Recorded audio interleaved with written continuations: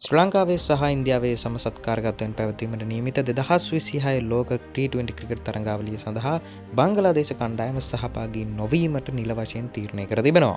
ඔවුන්ගේ දේශපාලන අධිකාරිය මගින් පසුගිය කාලය තුලදී ඉන්දියාවේ සංචාරය කිරීමට බංගලාදේශ කණ්ඩායමට ඉඩ ලබා නොදීමට සහ තම අකමැත්තක් ඔවුන් ප්‍රකාශ කර සිටියා. නමුත් මේ තත්ත්වය දිගින් දිගටම වර්ධනය වීමත් සමග ඔවුන් ඉන්දියාවේ තරඟ සංචාරය සඳහා නොපැමිණෙන බව තමයි මුලින් ප්‍රකාශ කර සිටියේ. යනු ලෝක කුසලාන T20 තරඟාවලිය සඳහා වුන් සහභාගී නොවන බවට නිල වශයෙන් බංගලාදේශය විසින් ප්‍රකාශ කර සිටියා.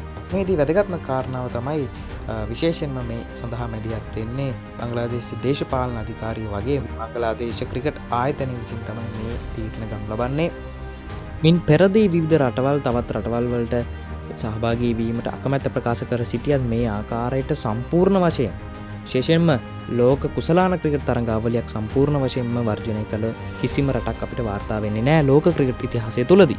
බංග්ලාදේශය වගේම පාකිස්තානු කණ්ඩායමෙත් යම් සූදානමක් ලෝක කුසලානේ ඉවත් වීමට තිබෙන බවට විවිධ කටකතා විවිධ ආරංචි මාර්ග වලින් අපිට ආරංචි වෙනවා. නමුත් මේ පිළිබඳව තවමත් නිල වශයෙන් හෝ සත්‍යභාවයක් නැහැ.